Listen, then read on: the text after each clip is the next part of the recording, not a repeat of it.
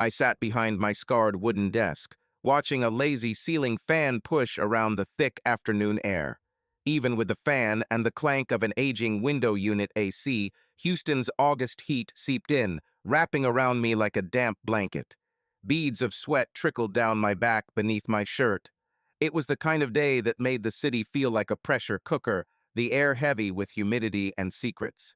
On days like this, memories tended to surface uninvited, but I pushed them back and tried to focus on the present. A half-finished mug of coffee sat on the desk, lukewarm and bitter. I had been nursing it for an hour, awaiting a new client who insisted on meeting me here rather than at some cafe or his office. Not uncommon for those wanting discretion. As a private investigator, I learned to accommodate my clients' quirks. The door to my small office creaked open at precisely 2 p.m. A tall man in an expensive tailored suit stepped inside, looking around with thinly veiled distaste. I could tell he wasn't used to places where the paint peeled and the furniture came from thrift stores. He was mid-40s, salt and pepper hair immaculately groomed, carrying an aura of wealth and control. Likely one of those oil or real estate magnates that Houston seemed to spawn out of the swamp. "Mr. Sullivan," he asked, though he must have known. I was the only one here. His voice was clipped, polite but cool.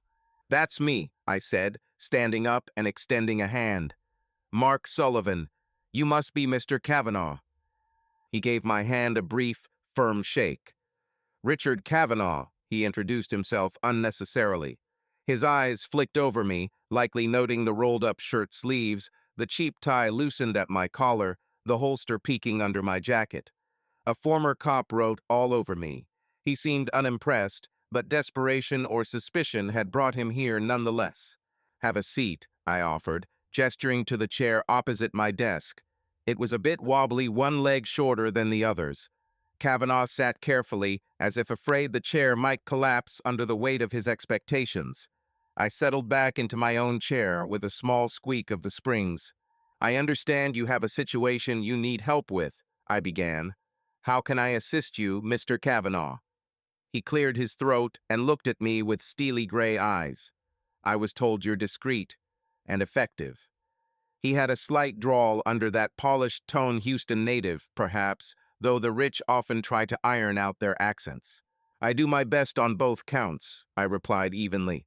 I clicked on a small desk fan to give us a bit more comfort, the whir filling the silence as he gathered his words. "I need someone to follow," he said finally. "My wife."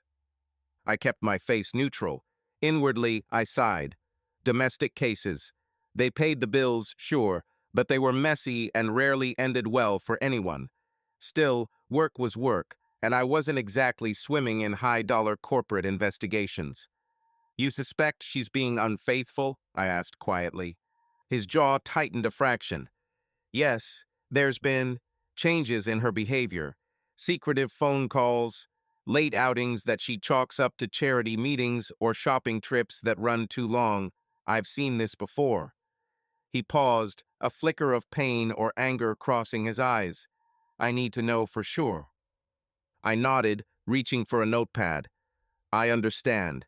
If you hire me, I'll document where she goes, who she meets, and provide you with photographs or any evidence of impropriety." "Good," he said, almost grimly. He pulled out a slim envelope from inside his suit jacket and set it on the desk between us. "My wife's name is Veronica Kavanaugh. Her maiden name was Lake." He mentioned it with a wry twist, as if the detail bothered him. "Inside you'll find a recent photograph, her daily routine as far as I know it, car details, and places she frequents. That should give you a starting point." I reached forward and took the envelope. It felt thick he'd come prepared.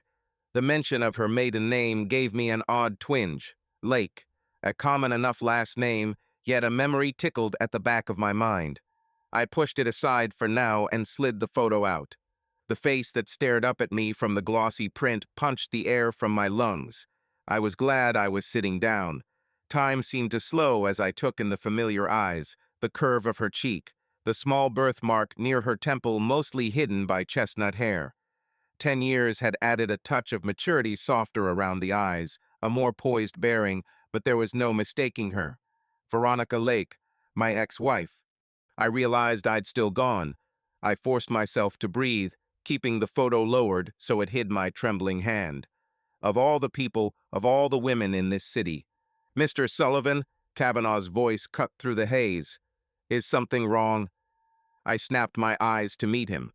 He looked mildly concerned, perhaps wondering if I was having second thoughts about the case. Disbelief and memory roared in my ears, but I summoned every bit of professional composure I had honed in years on the force. No, I lied smoothly, just taking a look. She's very photogenic. I slid the photo back into the envelope before I betrayed any emotion. My mind was racing and strangely blank all at once. Veronica, here, married to this man. Yes, he said, seeming to relax that I hadn't spotted something immediately amiss in the photo. She volunteers, does some charity board work, but otherwise her schedule is her own. I travel often for business. Lately, when I get home, it's like I'm an intruder in my own house. She's distant. I can't shake the feeling.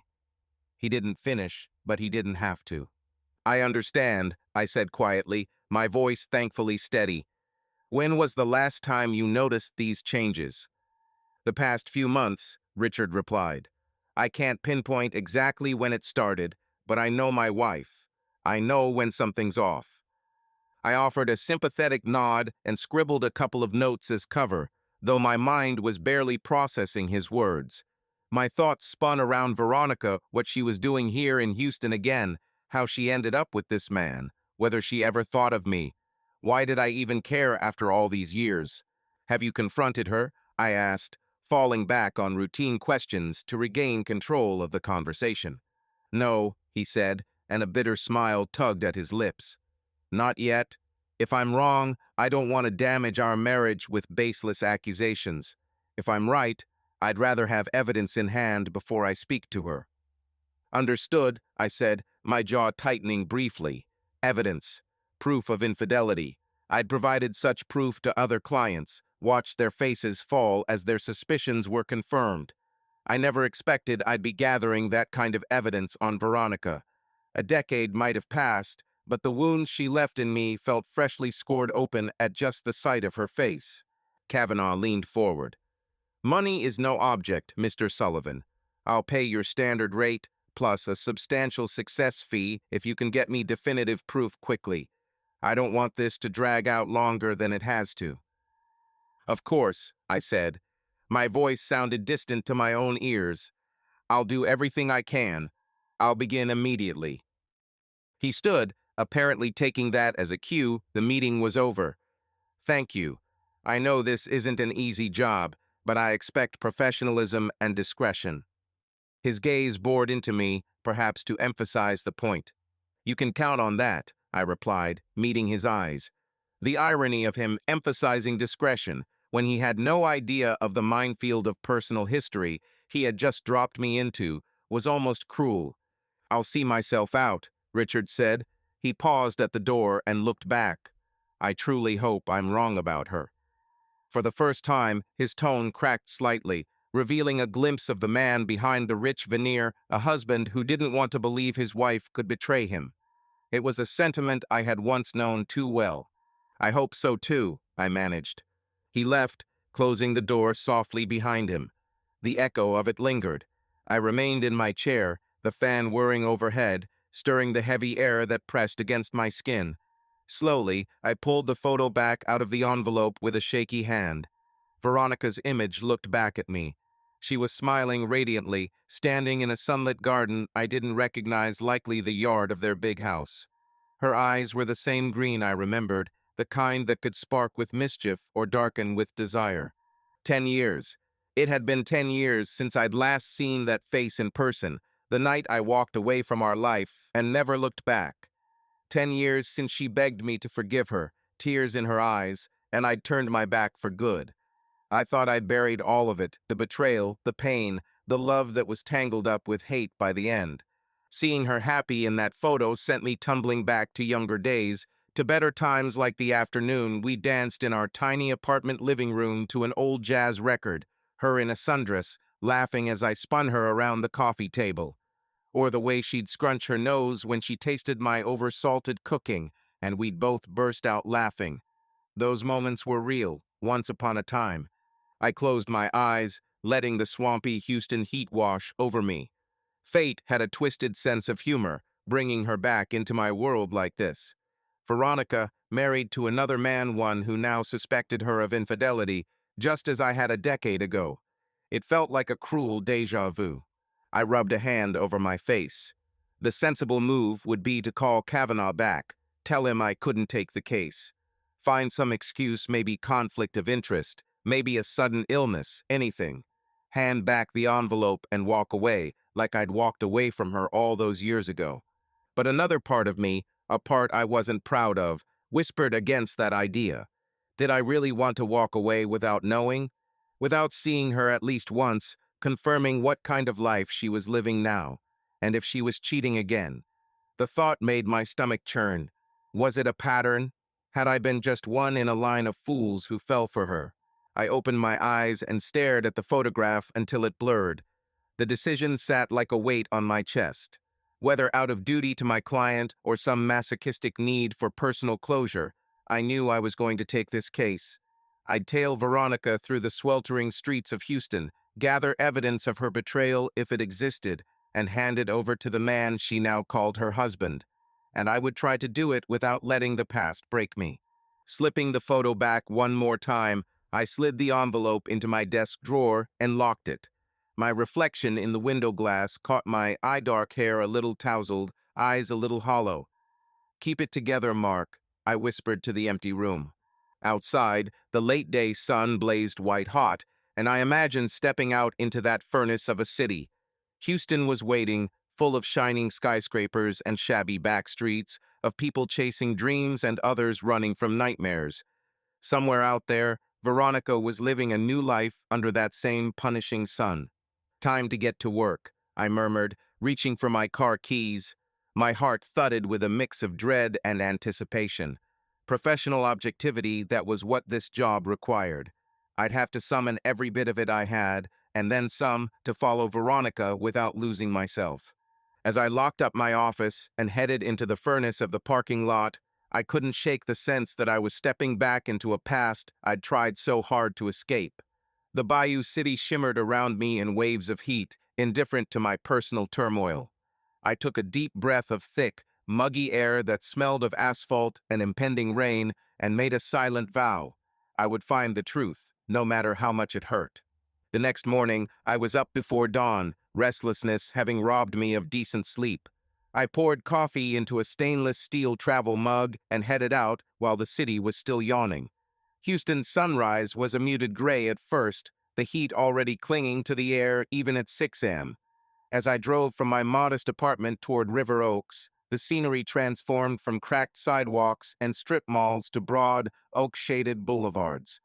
Manicured lawns and mansion facades appeared behind high hedges and ornate gates. The wealth in this neighborhood practically seeped from every wrought iron fence and Italian fountain.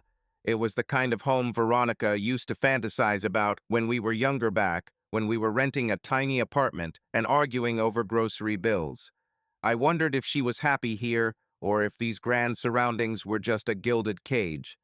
I parked a couple of blocks down from the Kavanaugh residence. Richard's dossier had included the address, a sprawling estate on Del Monte Drive. From where I sat, partially concealed behind a line of crepe myrtles, I could see the red brick Georgian house at a distance. It was a far cry from the world I lived in here. Every house was a fortress of affluence, from the imported Italian marble driveways to the gentle burble of backyard fountains hidden behind 10-foot walls. Even at this early hour, a few groundskeepers were out tending flower beds and trimming hedges with meticulous care. The air smelled of freshly cut grass and jasmine, a manufactured paradise sustained by money and labor. Around 8 a.m., movement by the front door caught my eye. Through my telephoto lens, I saw Veronica step out onto the driveway. My breath hitched at seeing her in the flesh after so long. She wore a pale blue summer dress and sunglasses, her hair loose around her shoulders. Even from afar, she looked every bit the elegant socialite now. A delicate gold necklace glinted at her throat. She carried herself with the same grace I remembered, but there was something new in her stance confidence, maybe. Or maybe I was imagining things. She walked to a white Lexus SUV parked in front of the house. Not exactly subtle, but typical for the neighborhood. A moment later, the gates hummed open and she pulled out. I waited until she passed and merged a few cars behind, careful to remain inconspicuous amid the morning commuters. The city had come alive in the interim. By the time we hit Westheimer Road, rush hour was building. I tailed her through the ebb and flow of traffic, keeping a respectful distance. The last thing I needed was her spotting me in her rear view mirror. Despite the tension coiling in my stomach, a part of me couldn't help noting how familiar this felt. Following a target, observing unnoticed, I'd done it countless times as a cop and as a pie. Yet this time, every glimpse of her car up ahead, every lane change or turn signaled, carried a charge of personal electricity. I wasn't just following a client's wife, I was following the ghost of my own past. Veronica's first stop was a cafe in Montrose, a trendy spot on Westheimer I knew by reputation. I parked across the street. Montrose was known for its eclectic, artsy energy, tattoo parlors, vintage shops, and bungalows converted into cafes like this one. Through the front windows, I could see the bright interior. Hanging plants, young professionals tapping on laptops, a chalkboard menu boasting fair trade coffee and artisanal croissants. Veronica chose a table by the window.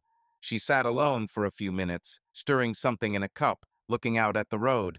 I wondered what was on her mind. Did she have any inkling that someone might be tailing her? If she did, she gave no sign. She looked composed, even a touch wistful as she gazed out, lost in thought. After about 15 minutes, a man strolled into the cafe and headed straight for her table. I leaned forward, camera ready, my heart thumping for reasons beyond professional diligence. The man was tall, lean, and younger than Richard, probably mid-30s. He had a confident way about him, dressed casually in dark slacks and a fitted shirt, like he cared about his appearance. Veronica stood to greet him. They exchanged a quick, familiar hug. I snapped a photo through my telephoto lens, the shutter clicking softly. It wasn't definitive evidence of infidelity people hug friends, but the ease between them set off alarm bells in my head. They sat down, and from my angle I could watch their faces, if not hear their words. Veronica had removed her sunglasses, revealing those green eyes. I could see animation in her expression as she spoke to him. She smiled, often that warm, radiant smile that had once been mine to bask in. The man leaned forward, hanging on her words, a grin on his face that struck me as flirtatious. Jealousy gnawed at me unexpectedly, bitter and sharp.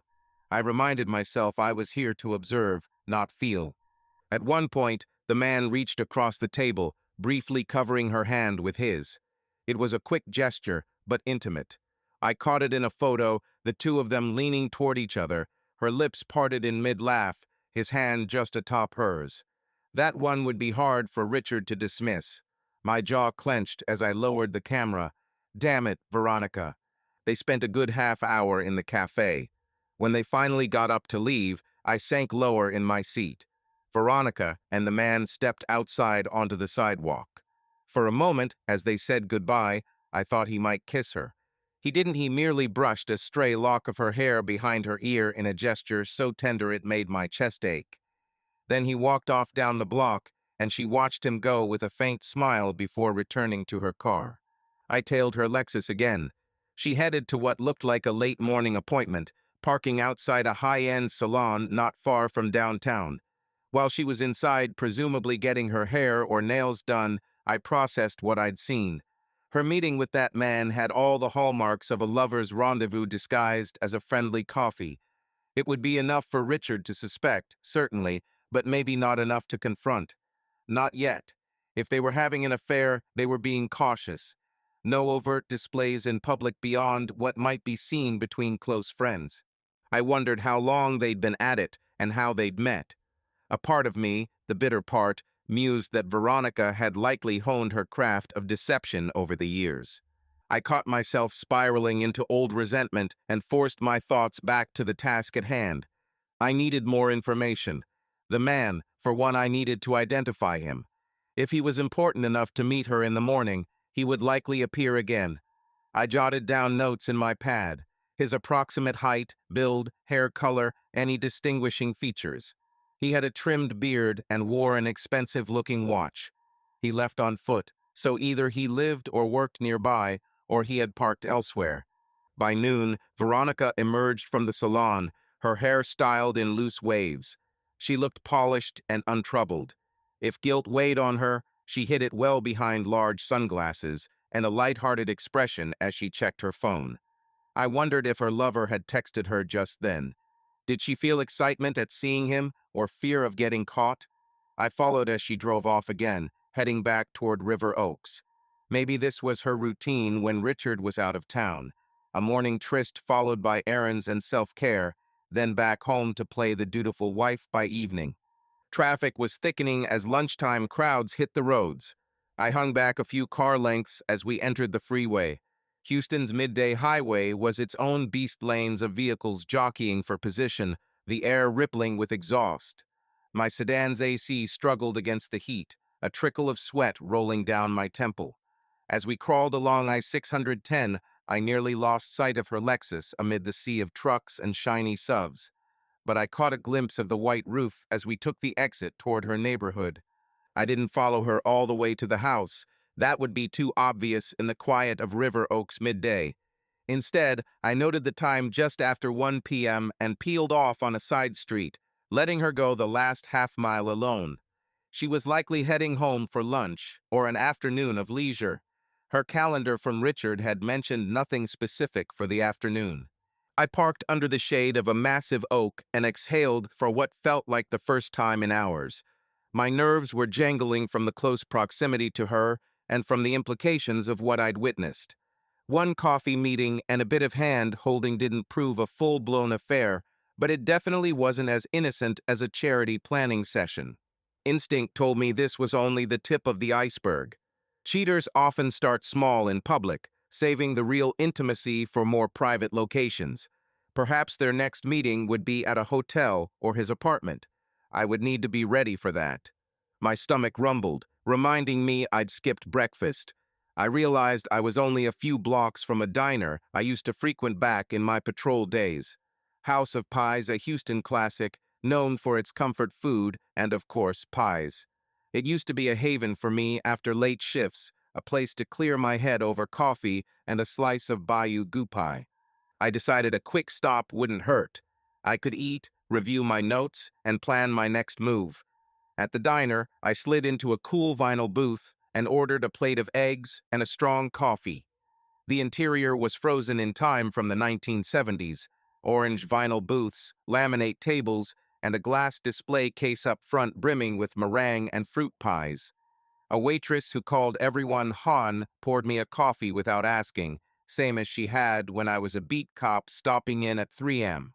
As I waited, I scribbled down everything so far: Veronica's timeline, the mystery man's description, the affectionate gestures. Even as I wrote, part of me still reeled at the surreality of spying on the woman I once loved. I flipped to a fresh page and began listing out possibilities. Perhaps I should run the man's description by a friend at HPD to see if it matches anyone known, but that was a long shot. Maybe I could follow him next time instead of her, if I catch him around again. There was also the thought of quietly asking Veronica herself what the hell she was doing, but that was a Pandora's box I wasn't ready to open. The waitress topped up my coffee as I poked at my now cold eggs. My appetite had fled. Stirring in the creamer, I stared at the swirls in the cup, lost in thought. 10 years ago, I would have never imagined this scenario. Back then, I'd pictured a future where Veronica and I overcame our rough patch, maybe even started a family. Instead, that future shattered, and here I was documenting what looked like her repeating history with another man. By the time I paid the bill, I had resolved to continue the surveillance into the evening. Sometimes lovers met under cover of darkness when they felt safer. And if Richard was away, Veronica might not spend her nights alone. The idea of her bringing someone into that house or slipping away to someone else filled me with equal parts anger and anguish. I told myself again that my feelings didn't matter. I had a job to do. find the truth and report it. And if that truth dredged up painful memories, so be it. I'd survived worse in the last decade. I left the diner and headed back toward Veronica's neighborhood, parking in a discreet spot within view of their gate. The sun was beginning its downward arc, the afternoon light turning syrupy and golden across the treetops. As cicadas droned their summer song, I settled in to wait and watch, bracing myself for whatever the evening might bring. Evening crept in with an orange glow bleeding into the humid Houston sky. I remained parked near the Kavanaugh's gate, the air conditioner humming as it struggled to combat the heat. Around 7 p.m., my patience was rewarded. Veronica's Lexus eased out through the gates again. This time, she was dressed for the night. I caught a glimpse of a black dress, hair elegantly swept up. Not the look of a woman planning a quiet evening alone at home. I tailed her across town as dusk settled in. She drove with confidence, skirting the edges of downtown and heading east toward a neighborhood where the city's glitter faded into anonymity. Her route suggested caution. She took a couple of unnecessary turns, perhaps checking for anyone following. If that was her intent, she didn't spot me. I hung well back, alternating lanes with other cars. Eventually, she pulled up at a small restaurant on the outskirts of downtown, a place known for dim lighting and private booths. It was the kind of discreet spot where lovers could meet without drawing attention, far from the circles of River Oaks society. I parked a distance away and watched. Sure enough, a familiar figure stepped out of the shadows to greet her as she arrived, the same man from the cafe. He was dressed more sharply now, a jacket thrown on over his shirt. Veronica smiled as he approached her. Under a flickering neon sign, I saw him lean in and press a kiss to her cheek, his hand resting on her waist. She glanced around nervously, always looking over her shoulder. Veronica then followed him inside. My chest tightened despite expecting this. The casual affection between them, the way she lit up in his presence, it was all confirmation of what I'd feared. Still, I needed to document it. Once they were inside, I slipped out of my car and followed at a careful distance. The restaurant, Lorenzo's, was housed in a low brick building. Through the window, I could make out a cozy interior of red vinyl seats and low-hanging lamps. The place had a whiff of marinara and old smoke lingering in the air, a relic of bygone days when you could still light up inside. A neon Peroni beer sign buzzed in one corner, casting a faint blue-red tint. It wasn't busy, weeknights seldom were, and they had chosen a booth toward the back. I couldn't exactly waltz in and snap pictures without drawing attention. Instead, I took up a spot outside, where I had a partial line of sight through a side window. It was a poor angle, but I managed to catch occasional glimpses of them when the waitress passed by or when Veronica leaned forward in animated talk. They were having dinner, wine glasses on the table. At one point, the man, let's call him Mystery Man, for now, reached out and gently caressed her cheek across the table. She caught his hand and kissed his palm briefly. There it was, a clear, intimate gesture. I raised my camera and snapped a few grainy photos through the glass, hoping they'd be usable. The longer I watched, the heavier the weight on my chest became. Scenes from a decade ago superimposed themselves. Veronica coming home late with flimsy excuses, the scent of someone else's cologne in our car. Me piecing it together and confronting her in a blaze of anger and heartbreak. Her tearful apologies, the promises that it was over, that it meant nothing. And finally, I walked out the door because staying felt like dying inside.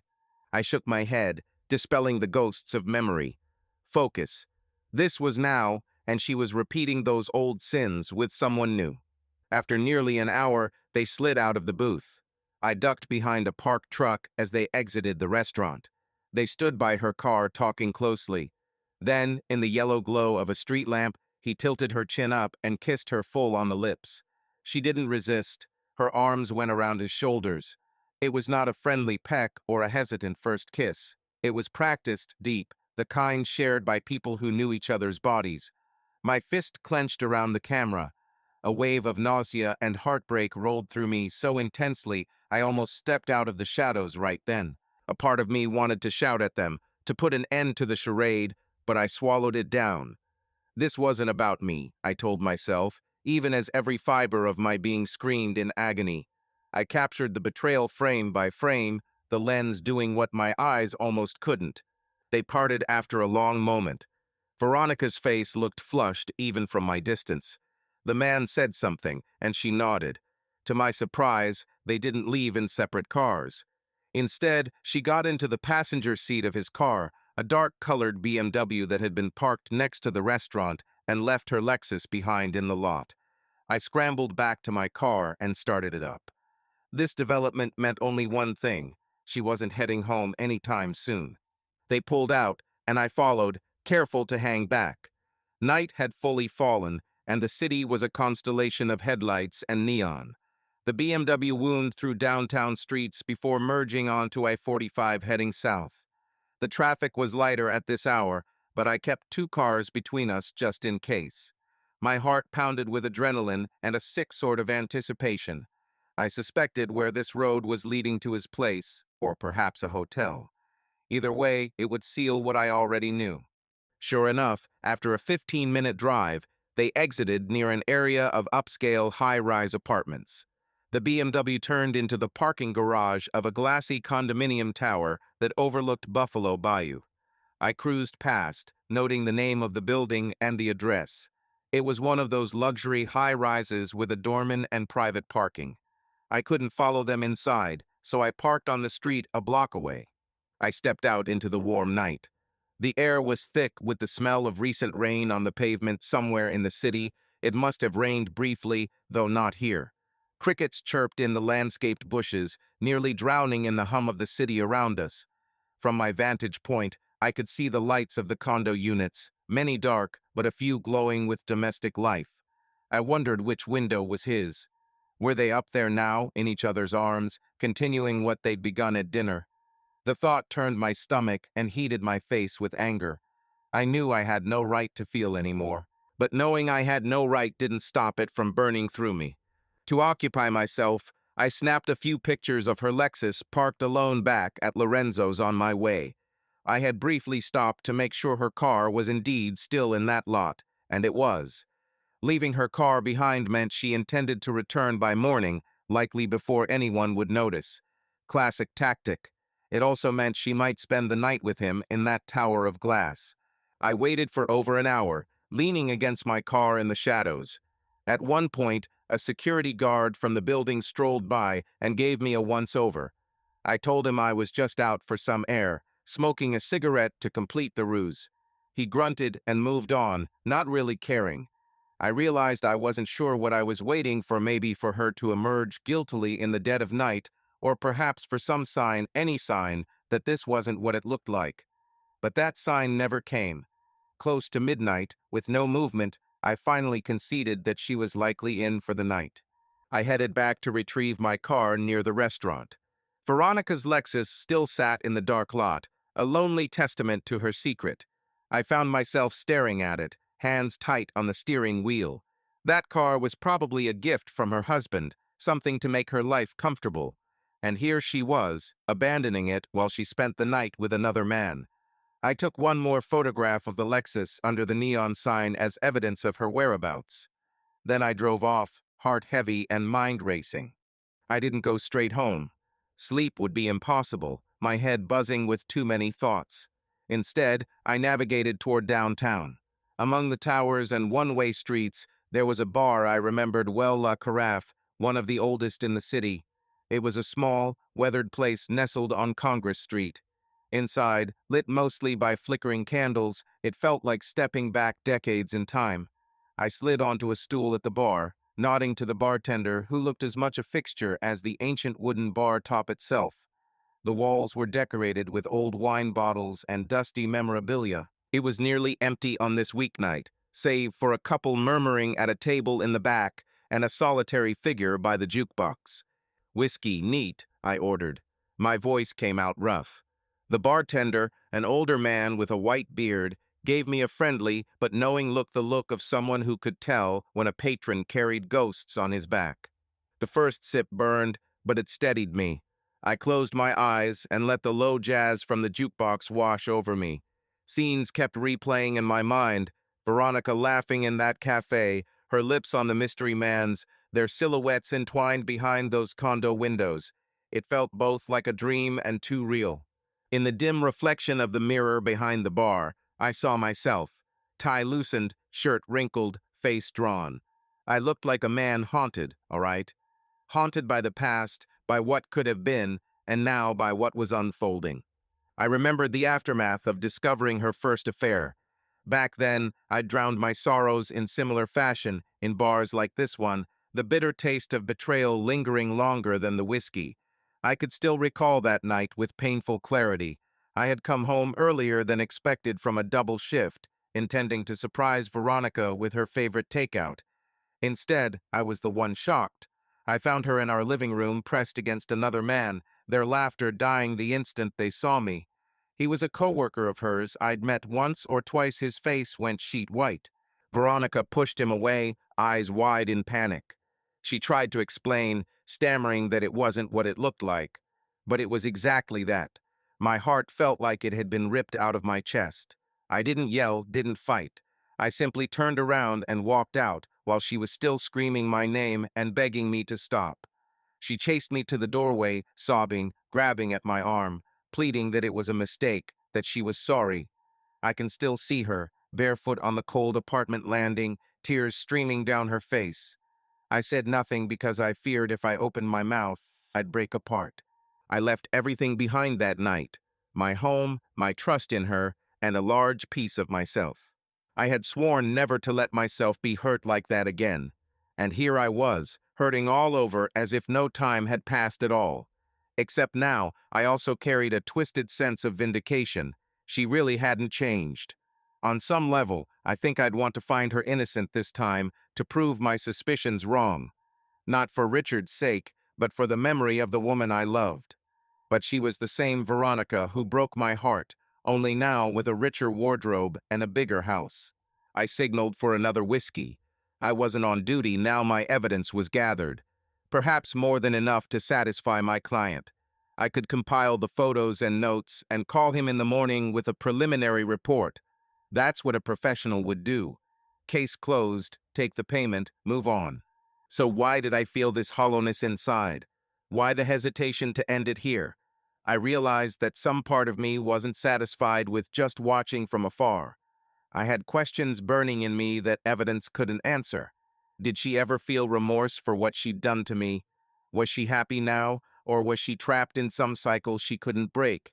And the most dangerous question of all, did seeing me again stir anything in her, the way it had clearly stirred things up in me? Of course, she hadn't seen me, not yet, anyway. I'd been careful. But if I took this further, confronted her, I'd be stepping irrevocably over a line from Investigator into something far more personal. I downed the second drink, and it warmed the pit of my stomach with false courage. Perhaps it was time to cross that line. For closure, I told myself. Before I handed everything to Richard, maybe I needed to hear from her own lips why she was doing this. Or maybe I just wanted her to know that I knew. The thought of seeing her face to face made my pulse quicken with anger, anticipation, maybe both. I paid my tab and left a tip. The bartender gave me a half salute as I stood to go. The air outside was stifling even at midnight, pressing in like a damp hand. Downtown streets were quiet save for the distant thump of music from a club a few blocks over. I took a deep breath, trying to clear the haze from my mind. "All right, Veronica," I murmured to the empty street. "Let's see if you'll tell me the truth yourself." It was a reckless idea, maybe even a stupid one, but I had to do it. Professional objectivity be damned, I was in too deep now, and the night wasn't over yet. Dawn found me nursing a caffeine withdrawal headache and a sour stomach. After leaving La Carafe the night before, I had driven home and spent what remained of the night half dozing on my couch, camera and notes spread on the coffee table like evidence of a crime. The crime of Veronica's betrayal, captured in still frames. I had tried to catch a few hours of sleep, but my mind wouldn't let me rest. By 5:30 I was in my car again, headed back toward Lorenzo's restaurant to stake out her Lexus. The city was quiet at this hour, a brief respite before the morning rush. A lavender hue tinted the eastern sky. I parked where I had a clear line of sight to her vehicle. Sure enough, my hunch paid off. As the first rays of sun peeked over the horizon, I spotted a dark BMW rolling into the lot.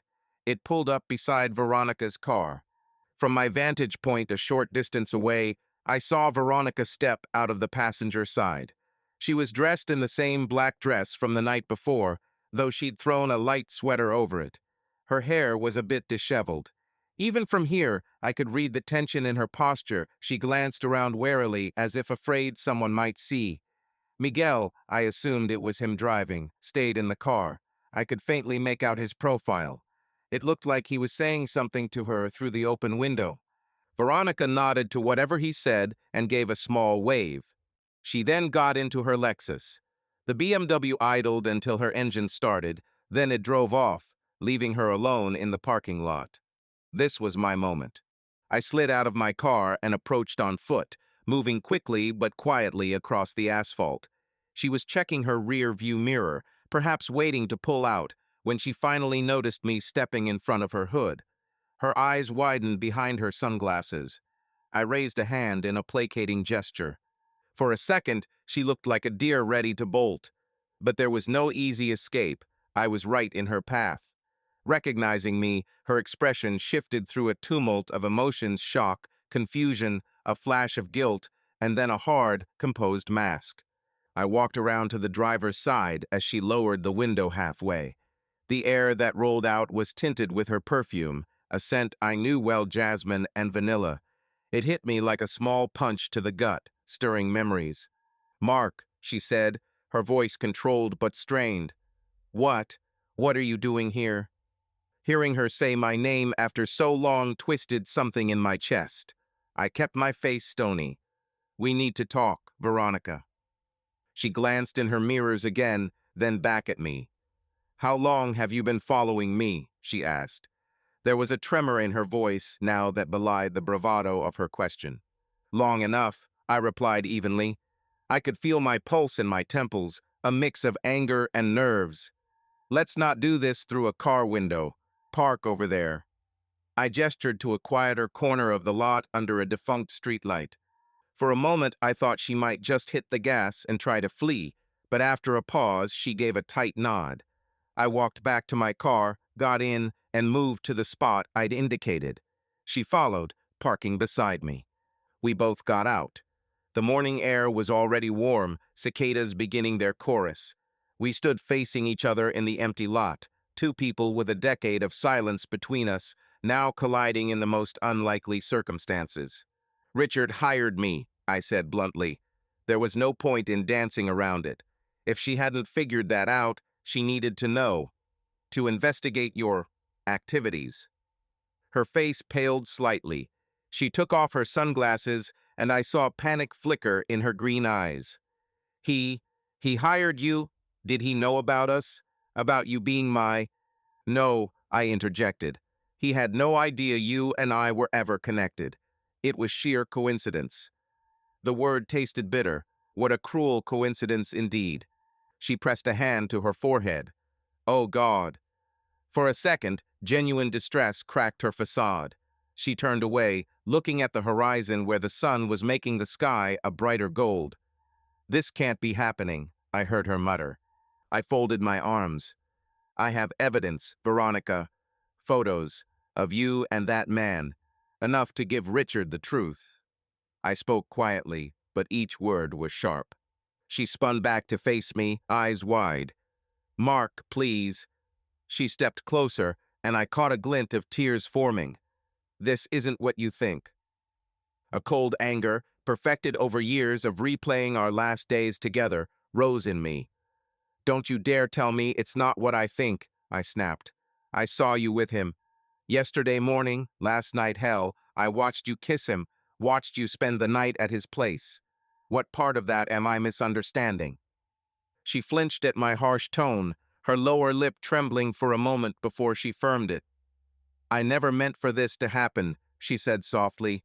"Not with all the people involved." I barked a humorless laugh. Yet here we are. I could feel my hands shaking and clenched them to stop. "Why, Veronica?" That's the one question eating at me. "Why do this again? You have a wealthy husband, A life of comfort. Why risk it all? Is he not giving you enough attention, or do you just enjoy the thrill? My words cut close to the bone, and I half expected her to slap me. Instead, she hugged her arms to herself, looking very small suddenly. "You wouldn't understand," she said, voice breaking. "Then help me understand," I retorted. "Help me understand how the woman I loved, who swore she made one mistake 10 years ago, can throw away her marriage a second time like this." Her eyes flashed with old hurt and anger. "You left me, remember?" she hissed. "I begged you for forgiveness, and you walked away without looking back, Mark." That hit a nerve. "What did you expect?" I shot back. "You slept with someone else. Our marriage vows didn't mean much then, did they?" She winced. "I know I hurt you. I paid for it. I was alone for years after you. After you left, I hated myself for what I did." I hadn't expected that admission. It disarmed me for a beat. "If you hated it so much, why do it now?" I asked, quieter. "Why repeat the same damn thing?" Veronica wiped at her eyes angrily. "It's not the same," she insisted. "Richard and I. Our marriage isn't what it looks like. He's—" She trailed off, struggling for words. "He's a good man in many ways. He provided me with everything. But he's gone more than he's home. When he is home, it's like I'm just another pretty thing in his house. We don't connect, not emotionally. For years I tried to be the perfect wife he wanted. But I always felt empty." I studied her as she spoke. There was sincerity in her voice, but I knew too well how convincing she could be. Still, parts of her confession rang true. Richard did strike me as somewhat cold, a man more comfortable negotiating business deals than tending to a wife's emotional needs. Was that justification? Not really, but it was context. "So, you filled that emptiness with someone else," I said. The bitterness hadn't left my tone, but it softened a fraction. "His name is Miguel," she said, almost inaudibly. A breeze stirred her hair. "I met him through a charity project. He listened to me. He made me feel seen. One thing led to another." She didn't finish, but she didn't need to. I sighed, running a hand through my hair. This was all too familiar. "You know this can't end well," I muttered. "Richard. Does he know?" She stepped closer, and suddenly her hand was on my arm, light and trembling. "Have you told him?" Her touch sent a jolt through me, stirring old emotions I had no right feeling. I gently stepped back, breaking the contact. "Not yet," I admitted. "I was going to report to him today." She paled even more, tears now openly spilling. "Mark, please, if you ever cared about me at all, don't do it. Not yet. Let me handle this. I'll end it with Miguel. I'll confess to Richard myself, just on my terms. Just give me a chance to fix it without you destroying everything." I clenched my jaw. "Destroying everything? Veronica, I didn't create this mess. You did." "I know," she sobbed, her composure crumbling. "I know. But if you show him those pictures, he'll divorce me. He'll be devastated, and I don't know what he'll do. He's powerful, Mark. He could ruin me. And Miguel." She caught herself. "What about Miguel?" I pressed. She hesitated. "Richard can't find out about him. He just can't. Promise me you won't say his name. If you feel you must tell Richard, at least let Miguel go. He didn't do anything wrong. This is my fault." I raised an eyebrow. That protective tone. She cared about Miguel, that much was clear. "You and I have different definitions of right and wrong," I said. "He's a grown man who slept with another man's wife. He's not innocent in this." "Maybe not, but he's not the one who stood at the altar with Richard." Veronica wiped her tears with the back of her hand, smearing mascara. She looked desperate. I sighed deeply. This was a mess. Professional duty said I should just walk away, compile my report, and send everything to Richard. Let them sort out the wreckage. But looking at Veronica trembling in front of me, a part of me wavered. Despite everything, seeing her in pain pricked at scars I thought long since healed. "I can't promise you anything," I said at last, my voice tired. Richard hired me to do a job. He deserves to know what I found. She nodded miserably, wrapping her arms around herself again. A few seconds of silence stretched between us, filled only by the distant whoosh of early commuters on a nearby road. Will you tell him? About us? She asked quietly. That we were? That we had been married? I paused. I hadn't even considered how that would play into it. I don't see why I would. It's irrelevant to his case. She looked at me with a complicated expression, relief mixed with sadness. Thank you. I wasn't doing it for her. I simply didn't want to open that can of worms with Richard and add to any suspicion of bias on my part. But I didn't correct her assumption of gratitude. Veronica, I said, softening my tone slightly, this situation, it's not safe. Affairs like this can get out of control. You should think about your own safety too. She frowned, dabbing her eyes. What do you mean? I recalled countless cases, some that turned violent. If Richard finds out on his own or catches you, I don't know him well, but men with his pride and temperament, and with a lot to lose, can be unpredictable. And Miguel would never hurt me, she said firmly. Maybe not, but you never truly know someone until things fall apart, I replied, thinking as much of her as of anyone. She looked away, jaw set. I'll handle it. Just, please, Mark, I need a little time. I need to think. I rubbed the bridge of my nose. This was spiraling beyond the bounds of my contract, straight into personal territory I'd sworn to avoid. I'd already crossed that line now. I'm supposed to meet Richard later today, I lied, though I expected he would call soon enough. I'll have to give him something. Her head snapped up. Today? So soon? He wanted answers quickly. I studied her. Are you actually going to tell him yourself? Or are you hoping to buy time to cover your tracks? Veronica's eyes flashed indignation, but then her shoulders slumped. I don't know, she whispered. I'm so confused. I never wanted to hurt him. I never wanted any of this to happen like this. It never does, I said, remembering the way she once cried to me with similar words. She stepped closer again, and this time she gently took my hand between hers. The gesture surprised me. I stood rigid, every instinct screaming not to let her sway me. Her hands were cold despite the warm morning. Mark, she said softly, looking up at me through damp lashes, I am sorry, not just for this, for everything. I know I ruined what we had. Seeing you again, after all this time, you have every right to hate me.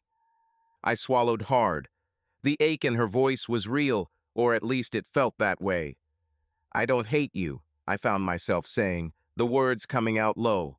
I tried, but I couldn't. She closed her eyes, a tear slipping down. For a moment, we were just two people with a lot of history and a lot of pain between us, standing in an empty parking lot as the sun rose on a new day. I gently extricated my hand from hers before I lost any more of my resolve. Take care of yourself, Veronica, I said. It sounded like a goodbye. Her lips parted like she wanted to say something else, but no words came. Finally, she nodded and turned away, heading back to her car.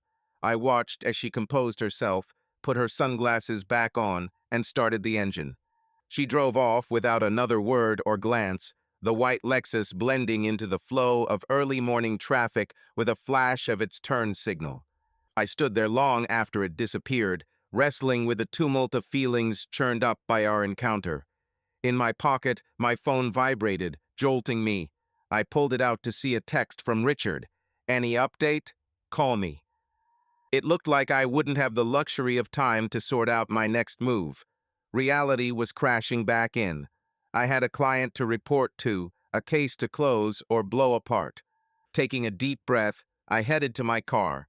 One way or another, the truth was coming out today. I just hoped we all could live with the consequences.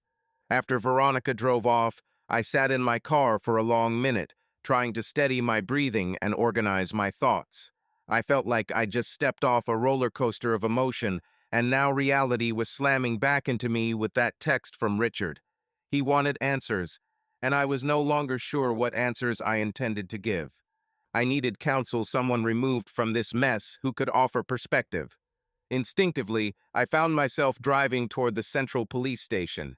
Not into the parking lot, but to a little coffee shop a block away that was popular with cops.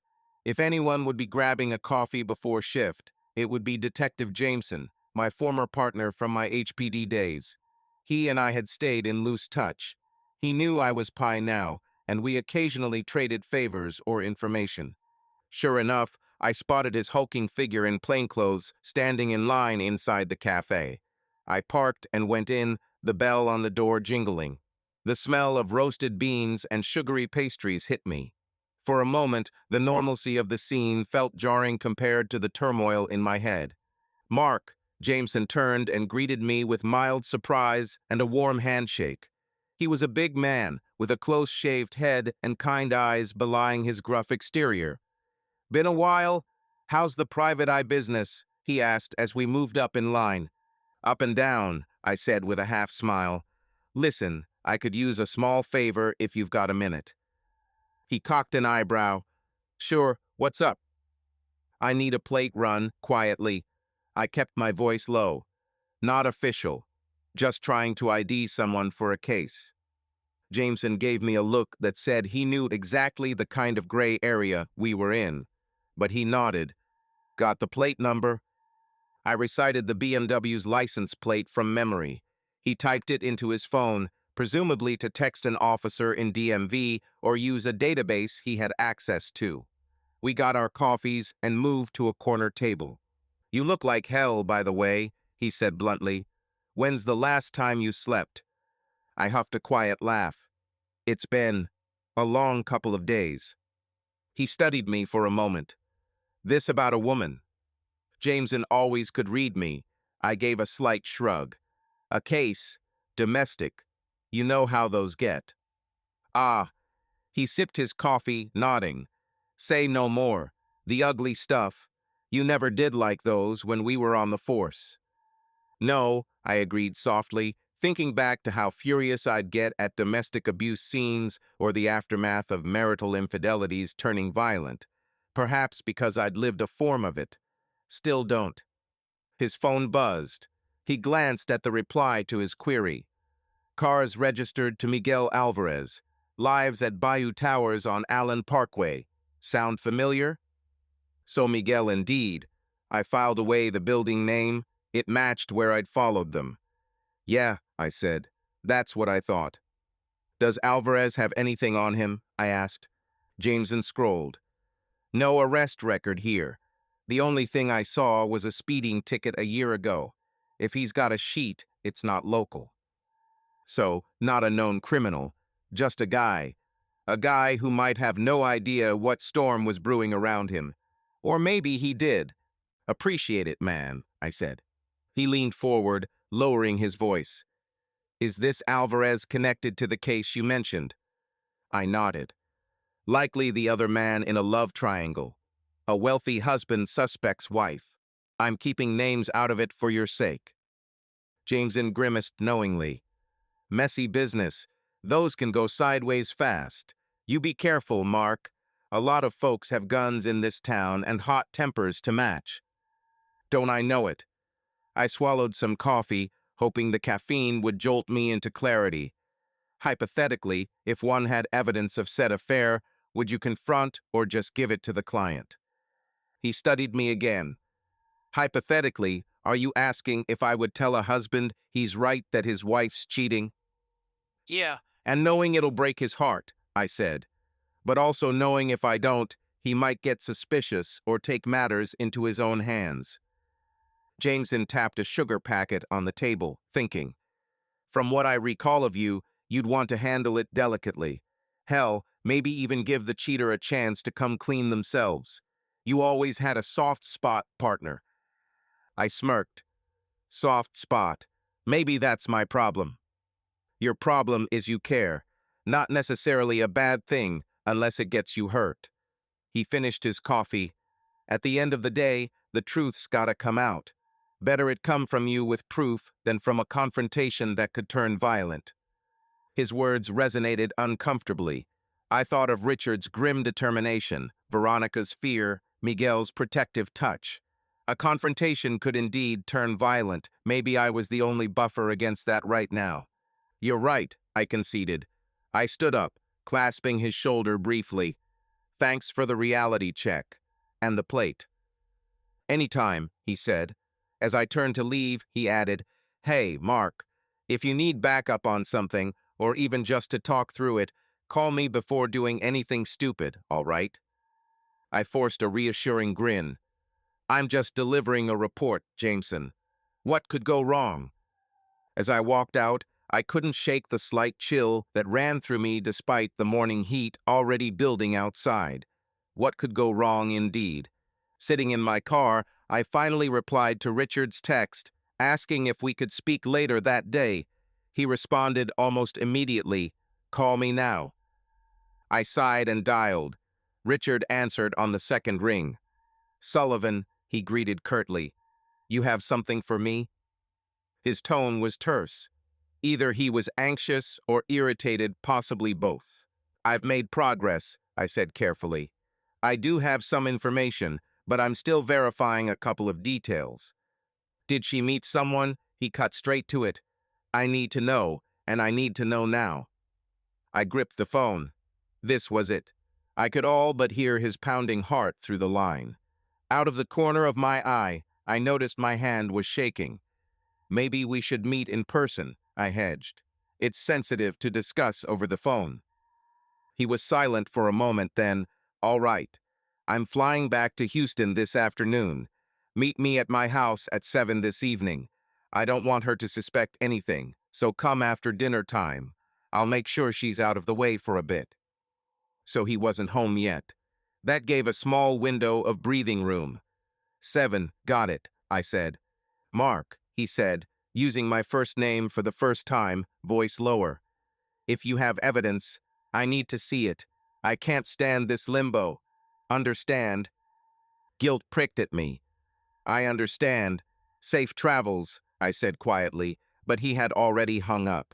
I set the phone down and exhaled slowly. So it was decided. I'd meet Richard at 7.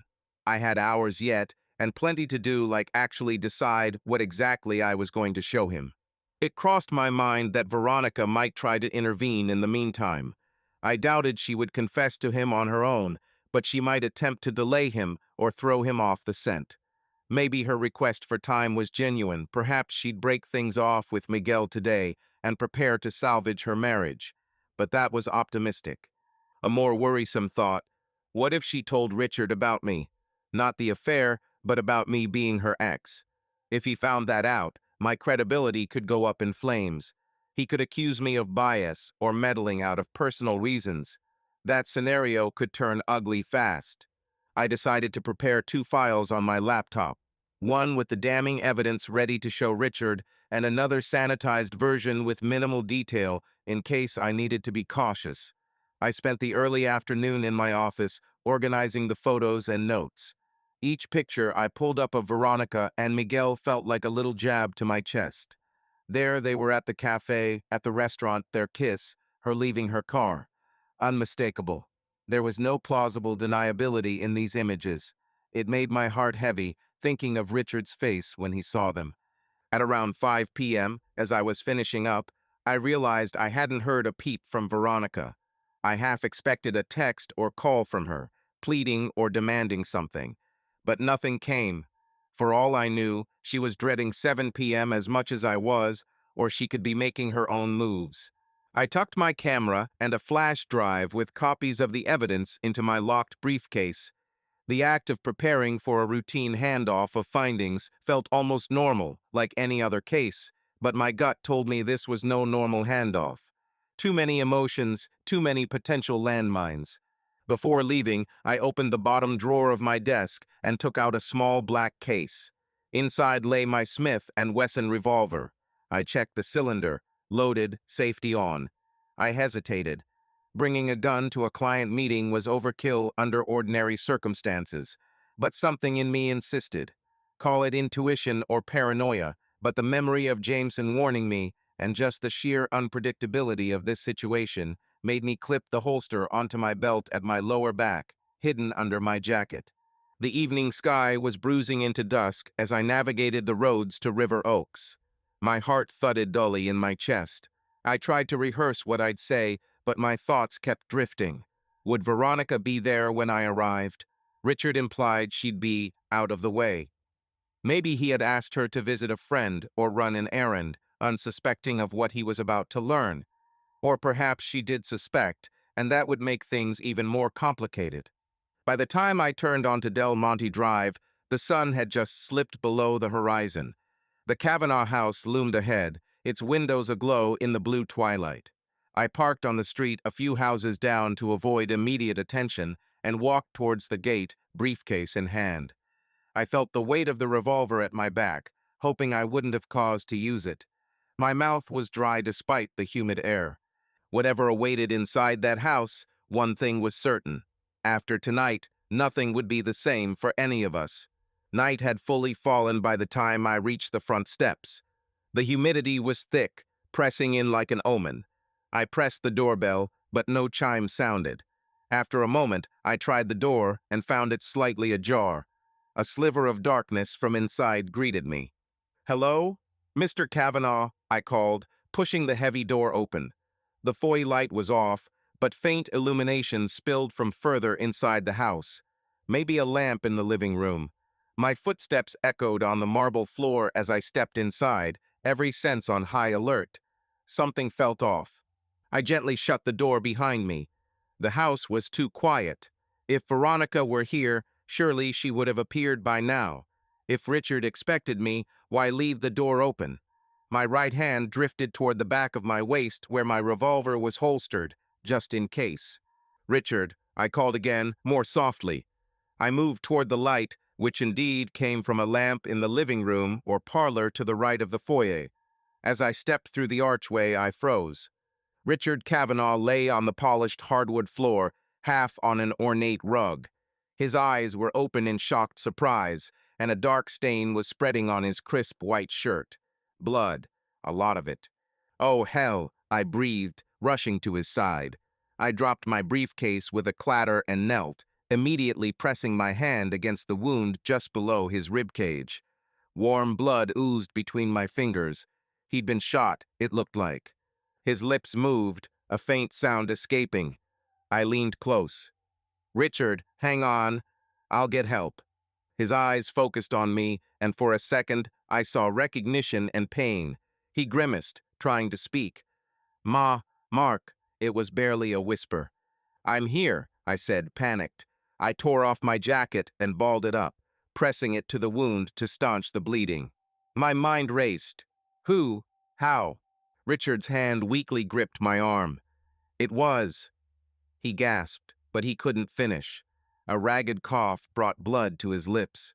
"Don't talk," I urged. "I'm calling 911. I reached for my phone with my free hand, fingers slick with his blood and shaking. Before I could dial, a floorboard creaked behind me.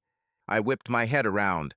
A dark figure stood in the doorway opposite, emerging from the shadows of the dining room. In the dim lamplight, I recognized the build and stance Miguel. His face was contorted with panic and anger, and in his hand was a pistol. "You," he snarled, raising the gun toward me. His hand was unsteady. "Why are you here?" "Miguel, put it down," I said, slowly lifting my hands from Richard and rising to my feet. My heart thundered. "We need to get him an ambulance." Miguel's eyes darted to Richard's motionless form and back to me. He looked as terrified as he was furious. "It's too late," he hissed. "This wasn't supposed to—" He cut himself off. "Wasn't supposed to what?" I asked, inching slightly to my left, trying to angle out of the direct line. "Kill him, because that's what you've done." Miguel's face flashed with remorse or fear, hard to tell. "He was going to hurt her. He was going to ruin everything," he spat out. "You ruined everything." His finger tightened on the trigger. I saw the muzzle dip and waver. He was in fight or flight mode. "Miguel, listen," I said calmly, palms out. "If you shoot me, you'll only make this worse. Veronica, she needs you now, right? You want to help her? Don't throw your life away."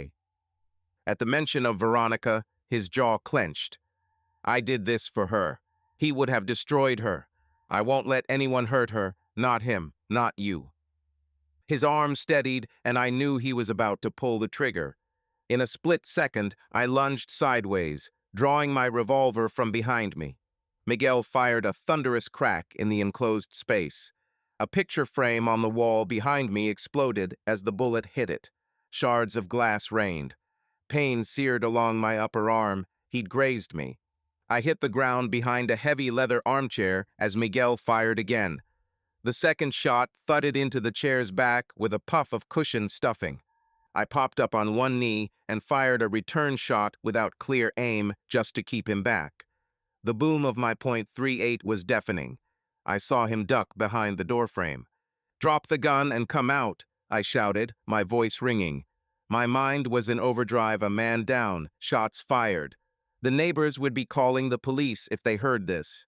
I needed to end it fast and get out. "Screw you," Miguel yelled. His arm peeked around the corner and squeezed off another blind shot. It ricocheted off a brass floor lamp with a shower of sparks.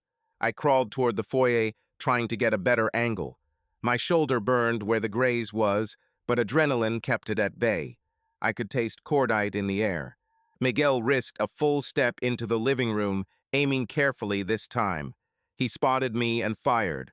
I dove forward as the bullet blasted the floor where I'd been, wood splinters flying. At that moment, I had a clear shot and took it. My round caught him in the shoulder. He cried out and staggered back, disappearing into the dark of the dining room. I got to my feet, breathing hard. I edged forward, revolver raised. There was a crash from the back of the house, perhaps Miguel stumbling into something or escaping out a rear exit. I debated chasing him, but a soft sound from behind made me whirl around. Veronica stood at the foot of the staircase, eyes wide in horror at the scene before her, her husband lying bloodied on the floor, me armed and blood spattered, the room in shambles. "Mark," she cried, voice high with shock. She rushed forward, dropping to her knees beside Richard. "Richard, oh God, Richard!" She pressed her hands to his wound. He was deathly still now, eyes closed. I couldn't tell if he even still drew breath. "Veronica, Words failed me. My mind was still reeling from the fight. How much had she seen? She looked up at me, face-stricken, tears streaming. "What did you do?" she screamed. I shook my head, confusion and dread flooding me. "It wasn't me. It was Miguel. He was here. Miguel?" she whispered, voice breaking, but then her expression twisted into one of disbelief and fury. No, you. I saw you with a gun." Sirens. In the distance, faint but growing louder. The neighbors must have called the police at the sound of gunfire. They'd be here any minute. Veronica sobbed over Richard's body, but her eyes locked onto mine with an accusation that cut me to the bone. "You killed him, Mark," she whimpered. "Oh God, what have you done?" "Veronica, you know me," I pleaded, stepping toward her. "Why would I ever? He was alive when I got here. Miguel shot him. I swear, he's getting away." "You were jealous," she suddenly shrieked, seeming almost hysterical. "You hated that I moved on, and now Richard." "What?" I stared at her, realization dawning in the pit of my stomach. She was naming me as the killer. Whether in shock or by design, she was condemning me with her words. Red and blue lights began to dance through the sheer curtains from outside. The wail of sirens was right at the doorstep now. "Veronica, tell them the truth," I said urgently, reaching out to her. "Tell them about Miguel." She shrank back from me, cradling Richard. Her face was a mask of anguish and terror. "Get away," she screamed. "Just go." I hesitated. The first squad car screeched to a halt outside. I could hear shouted commands and the sound of car doors. If the police found me here like this, with my gun fired and Richard dead, Veronica screaming that I'd killed him, every instinct of self-preservation roared at me to move. Yet I couldn't just abandon her to this carnage. Part of me still wanted to protect her, insane as that was. One more look. Richard's eyes were now closed. Veronica sobbing over him. I couldn't tell if she was acting or truly lost in grief, but either way, she wasn't speaking any truth that would help me. I backed away slowly, hard in my throat. There was a side door through the kitchen, I recalled, from when I'd visited once earlier to scout. The police were likely coming through the front any second. "I'm sorry," I choked out, not even sure who I meant it for. Then I turned and bolted through the shadows toward the kitchen. Behind me, I heard the front door bang open and a voice call out, "Police, drop your weapon." I didn't look back. I slipped through the kitchen and out a laundry room door that led to the backyard. Vaulting over a low hedge, I cut through a neighbor's side yard just as an officer's flashlight beam sliced through the darkness behind me. "Stop! Police!" someone shouted. I heard them give chase, heavy boots thudding. The sudden burst of fear hit me like a jolt of electricity. I bolted toward the only escape. I saw a narrow gap between two garages just as a flashlight beam sliced inches behind me. My lungs burned as I hurdled a low chain-link fence, adrenaline masking the sting of a fresh cut on my shin as I landed hard on the other side. Adrenaline fueled my legs as I sprinted across the manicured lawn next door and jumped a fence into an alley behind the homes. My car was still on the street out front. Reaching it was out of the question now. They'd seen it or would soon. I dashed down the alley, narrowly avoiding trash bins, and emerged onto a quiet residential cross street. The police presence was concentrated a block over at the Kavanaugh house, sirens and lights drawing eyes that way. Breathing hard, I forced myself into a jog, then a calm walk, peeling off my blood-stained jacket and tossing it under a parked car as I went. My arm throbbed where Miguel's bullet had grazed me, but it felt superficial. I was alive, but in the deepest trouble of my life. As I slipped into the shadows, blending with the night, one thought pounded in my head. I had to prove what really happened. Because now, to the police and to the world, I was the prime suspect in Richard Kavanaugh's murder. I kept to dark side streets and alleys, putting distance between myself and River Oaks. My mind was racing almost as fast as my feet had been. I was now a fugitive, wanted for murder. It felt utterly surreal, yet the sticky drying blood on my shirt and the throbbing burn on my arm were very real reminders. I needed shelter, supplies, and information fast. My office and apartment were out. They'd be the first places the police would look. I had some cash stashed at the office, but going there now was too risky. Instead, I made for a convenience store a few miles away, one I knew had no security cameras worth a damn. In the dingy restroom of the Stop and Go, I washed Richard's blood off my hands and forearms, biting back a rising wave of emotion. There was no time to break down. I had to think clearly. I used some cash from my wallet to buy a cheap prepaid phone, a dark baseball cap, and a bottle of water.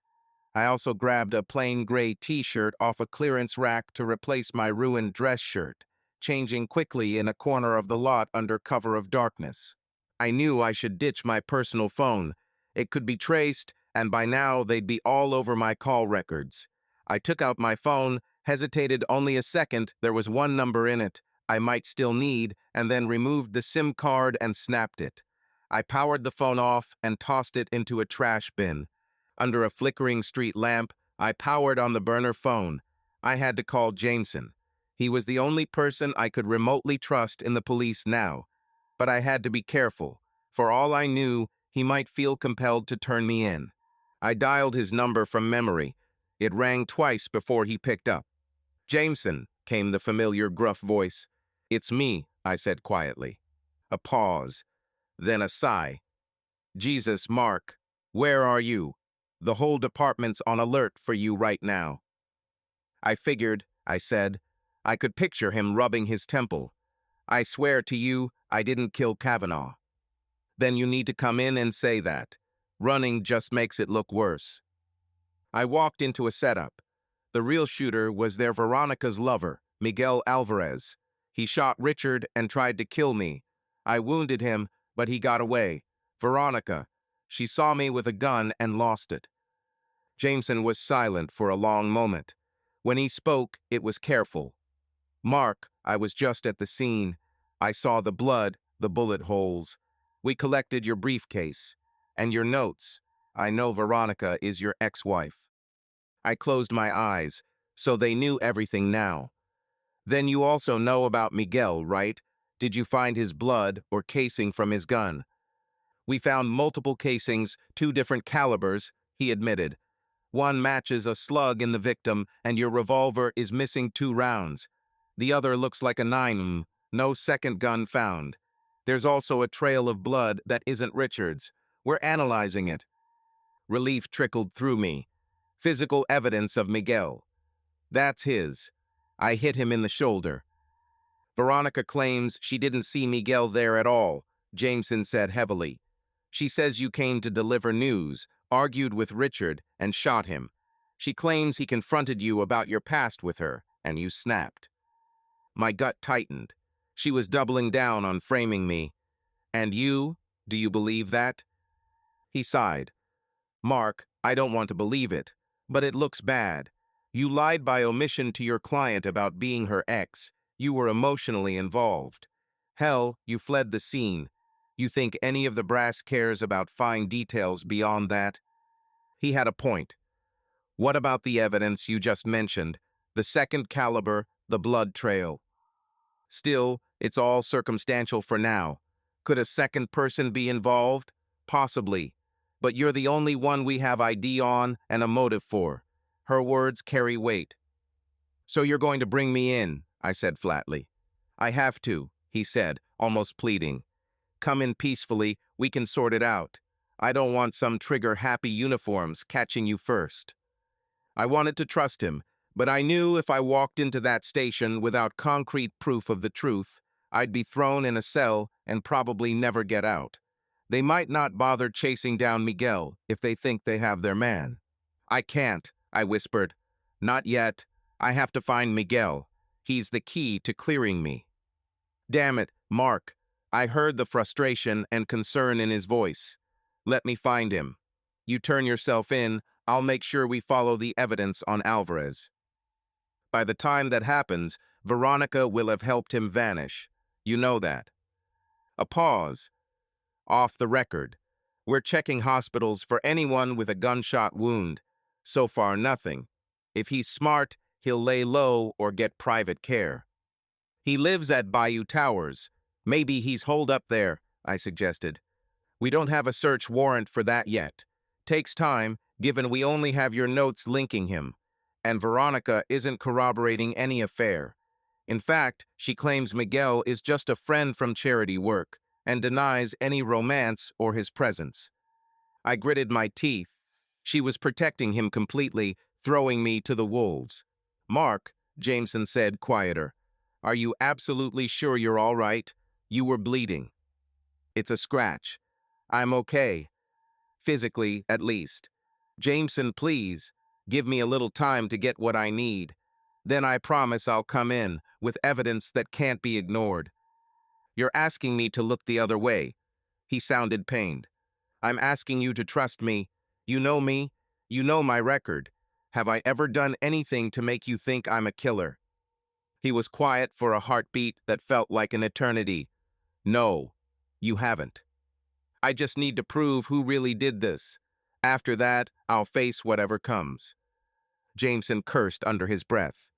All right, I'll do what I can on my end. But Mark, be careful. If someone spots you and calls it in, every cop in the city will come down on you hard. I will. A wave of gratitude hit me. Thank you, Jameson. Don't thank me. Just make this right. He hung up, leaving me in the dim light with a sliver of hope. I took a minute to catch my breath and plan. Jameson confirmed Miguel hadn't surfaced at a hospital. If he was bleeding, he might be at home or somewhere Veronica arranged. She had resources, she could even have a private doctor patch him up. But Bayou Towers was the only lead on where he might hide. I hailed a cab on a main road, keeping my head low under the cap. Thankfully, the driver paid no attention to me beyond the address I gave. I had him drop me a few blocks away from the tower to avoid drawing attention. It was nearing midnight, and the city had an eerie stillness in places, contrasted by the distant thrum of police helicopters and sirens in other parts of town. They might have been looking for me, or maybe it was just Houston being Houston on a hot night. Bayou Towers loomed ahead, a slick glass silhouette against the sky. I approached on foot along the Bayou Trail behind the building, avoiding the front entrance and any cameras. There was a parking garage entrance at the back with a security gate. No sign of Miguel's BMW from what I could see. Perhaps it was inside. If he came here, he might have parked in his assigned spot out of sight. A lone security guard patrolled the small rear garden by the bayou, smoking a cigarette. I stayed in the shadows. I needed to get inside unseen, perhaps via the garage or a fire exit. Luck was with me. A car came up the drive, its headlights washing over the guard who went to the gate booth. As the guard clicked a remote, I slipped along the hedges and through the gate behind the car before it closed. Inside the parking garage, I kept close to concrete pillars, moving toward the elevators. Late night silence, just the faint echo of my footsteps. Miguel's spot was likely assigned by apartment number. I scanned the painted numbers as I went. Unit 12C, 12C, there. The slot was empty, so either he hadn't returned or he parked elsewhere. If Miguel wasn't here, maybe Veronica had stashed him somewhere else. But I had to be sure. If he was here, he'd be laying low. I recalled he lived on the 12th floor from Jameson's data. There'd be an entry keypad upstairs. I decided to go through the maintenance stairs to avoid cameras in the elevator. I found the stairwell door in the garage and jimmied it open with a credit card cheap locks, thank God. Then I began climbing, one agonizing flight after another, my injured arm throbbing with each pull on the railing. On the 12th floor, I easily opened the door. The hallway was dimly lit, plush carpeting muting my steps. 12C was at the end. I moved quietly, listening. No sound of voices or TV from under the door. Either he was sleeping or not home, or perhaps in pain and quiet. I tried the handle. Unsurprisingly, it was locked. Pressing my ear to the door, I could hear faint music, classical, maybe. Someone was in there. I wasn't exactly carrying locksmith tools, but the door didn't seem to have a chain, just a standard deadbolt. I remembered an old trick and pulled the thin, flexible X-ray film from my pocket wallet. I kept one for quick shims. With painstaking care, I slid it between the frame and latch, wiggling until I felt the bolt give. The door clicked open. I held my breath, expecting maybe an alarm, but none came. Slowly, I entered Miguel's apartment, gun drawn just in case. The living room was dark, lit only by the city glow filtering through floor-to-ceiling windows that overlooked the bayou. The faint strains of classical music played from a speaker in the corner, something by Chopin, if I wasn't mistaken. On the coffee table were bloody gauze pads, a bottle of alcohol, and bandage wrappers. My heart thumped. Someone had tended a wound here recently. I scanned the shadows. "Miguel?" I whispered. No answer. Moving deeper, I found a trail of discarded items, a blood-stained shirt in the hallway, and further down, the main bedroom door half ajar with light spilling out. I approached, trying to steady my nerves. With the barrel of my revolver, I nudged the door fully open. Miguel sat slumped on the edge of his bed, bare-chested, a large bandage taped over his left shoulder. He looked up in groggy surprise, as if roused from a daze. In his right hand, he clutched a handgun, my presence triggering him to raise it weakly. "Drop it," I said firmly, training my revolver on him. His eyes flared with anger, but he was pale and sweating, probably from blood loss. "You," he rasped, "should have known you'd come." "Put the gun down, Miguel. You're hurt and cornered. Don't make it worse." He swayed a little, and I realized I'd caught him in a vulnerable state. Perhaps the wound had made him feverish. He blinked, and for a second I thought he might comply. Instead, he gritted his teeth. "Not gonna jail," he slurred. "She needs me." Footsteps sounded in the living room light, hurried. Before I could react, Veronica appeared in the bedroom doorway behind me, a small pistol in hand pointed right at my back. "Drop it, Mark," she said, voice cold and steady despite her wild eyes. I froze, caught between them. Slowly, I lowered my revolver and let it drop to the carpet. Veronica stepped into the room. She looked disheveled, still wearing the clothes from earlier, face stained with tears and mascara. Her hands, however, did not tremble on the gun. Somehow that steadiness chilled me. She was resolved. "Both of you, so predictable," I said bitterly. "Came here to patch him up, did you? Plan your next move." "Shut up," she snapped. She moved to Miguel's side, glancing at his wounded shoulder. Concern etched her features. "We have to get you out of here," she murmured to him. "Veronica," I said, taking a small step back, but keeping my hands visible. "It's over. The police know there was someone else. Jameson knows about Miguel. You won't get away with this." Her eyes flicked to me, full of loathing and hurt. "Get away with what, Mark? Trying to live my life free of men who think they can control me?" "Is that what you tell yourself?" I retorted. "Richard tried to control you. The man I saw was broken-hearted trying to please you. And what about me? Did I ever control you?" She flinched at that, just a little. "You left me," she hissed. "You didn't even give me a chance to make it right. And now you show up and ruin everything again." "You call this ruined? Veronica, Richard is dead. You're about to throw away your life, and Miguel's too on top of it." Miguel coughed, struggling to his feet, gun still in hand. "He deserved it," he spat weakly. "He was going to leave you with nothing. I heard him on the phone. He told his lawyer he'd cut you out if you cheated. I couldn't let him." Veronica closed her eyes as if in pain. He said that to me too," she murmured. "That if I ever betrayed him, he'd make sure I was left with nothing. He said it during an argument once, and I never forgot." Her voice hardened.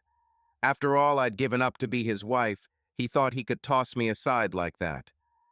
Veronica placed a hand on his uninjured arm, as if to soothe him. "SHH, it's okay. You did it for me. We'll figure this out." Her gaze drifted to me like I was a cornered animal. "This ends one of two ways, Mark. Either you disappear forever, or you die right here. I won't go to prison for this." My throat tightened, so there it was. The final choice laid out plainly. She was past pleading or negotiating. In her mind, I'd forced her hand. I glanced at my revolver on the floor, but her aim on me was unwavering. Miguel tried to raise his pistol again with effort, but Veronica gently took it from his shaking hand, stepping forward to cover me herself. "You would really shoot me?" I asked quietly, meeting her eyes. "After all we've been through?" Her face contorted, the gun wavering just a fraction now. I don't want to, but I will if I must. You should have just walked away, Mark. Why couldn't you just let me have this?" "Because a man is dead," I said, voice rising. "And you framed me for it. My life, whatever it's worth now, was on the line. Did you expect I'd just roll over and accept that?" "It wasn't supposed to be like this," she cried, anguish cracking through. "If you hadn't shown up at the house, we could have handled Richard quietly. He might have believed it was a burglary." I felt a sick pang, so they had planned something, or at least considered covering it up as a burglary. But then you were there, and Miguel panicked. Everything went wrong. Veronica's eyes brimmed with tears as she angrily blinked away. "Now it's a mess, but I can still fix it. If you disappear, if you just go away." "And take the blame with me?" I shook my head. "So you too can run off into the sunset with Richard's money. You think that'll hold up?" "No one will look for anyone else if the case closes on you," she said bluntly. "They'll assume you left town. Eventually, they'll stop searching. Miguel and we can start over." A cold clarity settled in me then. The woman in front of me was not the memory I had cherished, nor the contrite soul from the parking lot. This was someone who would rather see me vanish or dead than face consequences. Perhaps she had been that person all along, and I refused to see it. Outside, the low thump of a helicopter grew louder. Searchlights cast through the glass windows briefly, sweeping the bayou. The police were expanding their hunt. Veronica flicked her eyes toward the windows nervously. That slight lapse in focus was all I needed. I dove to the side behind the door, grabbing for my dropped revolver. A gunshot rang out, deafening in the enclosed space Veronica had fired, the bullet splintering the doorframe inches from my shoulder. Miguel shouted, lunging toward her, maybe to stop her from firing again, or to protect her, it's hard to say. I felt the weight of my revolver in my hand and swung back around the door, pointing it at Veronica, who now had Miguel partially in front of her. "Drop it," I commanded. She had the barrel trained on me still, but Miguel was sagging against her, his strength fading. Her finger twitched. I steeled myself for the trigger pull I never wanted to make. But before either of us could shoot, the room exploded with blinding light and booming voices. "Police, drop your weapons." The helicopter had apparently directed units here. A half-dozen SWAT officers in tactical gear flooded the living room, rifles aimed. The sudden incursion stunned us all. "Gun on the ground, now," one cop yelled at Veronica. Another barked, "Sullivan down," recognizing me from a description. Relief and despair warred within me. It was over, but how would it end for me? Slowly, I set my revolver down and raised my hands, dropping to my knees. Veronica, tears streaming, hesitated, still holding the pistol. Several lasers fixed on her chest. "Don't shoot," I shouted hoarsely. "She'll drop it. Veronica, please." Our eyes met for one last charged moment. I saw terror and sorrow and wrath all at once in hers. Then she let out a shuddering sob and released the gun. It hit the carpet with a dull thud. In seconds, police had surged in. Two officers dragged me forward, forcing me prone and cuffing my wrists behind me. Others gently pried Miguel from Veronica and laid him on the bed, while another team secured Veronica, pulling her hands behind her back as she cried incoherently. I felt a knee in my back and the cold bite of handcuffs. As they hoisted me up, Jameson appeared from behind the SWAT guys, breathing hard as if he'd sprinted up the stairs. He looked at me, then at Veronica, who was being mirandazed while she screamed my name, Miguel's name, denials and apologies all jumbled. Jameson stepped close to me. "Did you?" he began. "No," I said quietly. "I didn't shoot." He nodded tightly, relief in his eyes. "We heard enough at the door," he murmured. That was all I needed to close my eyes in gratitude. They had likely heard her threaten me, talk about plans. My innocence, at least in the murder, would be evident. Veronica caught my eye as they led us both out into the hallway. Her face was streaked with tears, her expression utterly devastated. "Mark, I'm sorry," she wailed, voice cracking. "I'm so sorry." I felt a hollow ache in my chest, but no rage. Perhaps a part of me had been waiting to hear those words for 10 long years, yet now that she said them, they rang empty and too late. I looked away, unable to respond, the ache in my chest beyond words. Miguel was conscious, but silent as paramedics now in the apartment placed him on a stretcher for his shoulder. He stared at me with a mix of hatred and despair. I had nothing to say to him either. As we were escorted to the elevator, cuffed and flanked by officers, I realized the helicopter was still circling with its spotlight. This dramatic takedown would be all over the news by morning. In the chaos, Veronica's sobs echoed as she was put into a separate squad car. I was guided toward another. Before I ducked my head to get in, I paused. The night air was thick, warm, smelling of the bayou. I was about to lose my freedom, at least for a while. Maybe a long while. But the truth was out. Or it would be, once the dust settled. For 10 years, I'd run from my past, from the pain Veronica caused. Now I had run right back into it, and through the flames came out the other side with the truth in hand. It had nearly destroyed me, but I had survived. I met Jameson's eyes one last time. There was pity and pride in them. I straightened, feeling oddly calm. Whatever awaited me, trials, headlines, judgments, I would face it.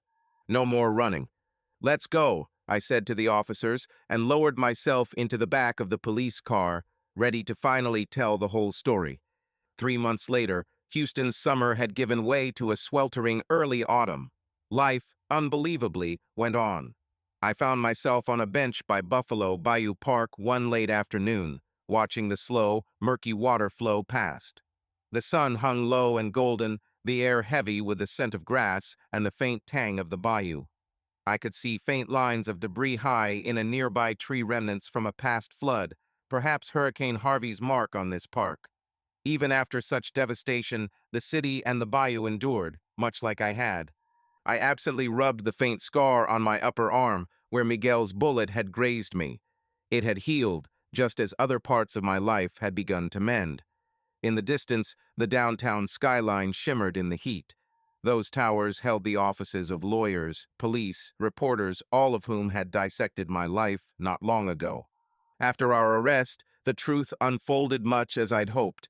Forensic evidence and the recorded bits of conversation the police overheard supported my story. Veronica and Miguel were indicted on charges including second-degree murder and conspiracy. I was cleared of the murder itself, though I faced a grilling for fleeing the scene and some professional scrutiny for taking a case involving my ex-wife. In the end, no charges were filed against me, perhaps because the DA saw I had suffered enough and my actions, however unorthodox, helped bring the true killers to justice. Or perhaps because Jameson and others spoke on my behalf. I still recall the day I walked out of the county detention center after they dropped the last of the inquiries against me. The sun was blinding and hot as a furnace on my face, but I breathed it in like it was the sweetest air on earth. Jameson was waiting by his car, leaning against it with a grin.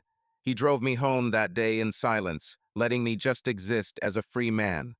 I remember watching the city blur past the window and feeling an overwhelming swell of gratitude despite everything that had happened. The media had feasted on the sensational story. For weeks, headlines spoke of the Bayou City betrayal. They loved that alliteration as if it were some tawdry TV drama. A wealthy man dead, a love triangle spanning a decade, an ex-cop turned pie wrongly accused. It was the stuff of a novelist's imagination, only painfully real. They dug up details of my past, our failed marriage, even my police career. Each time I saw my face on the news, I felt a strange detachment, as if they were talking about someone else.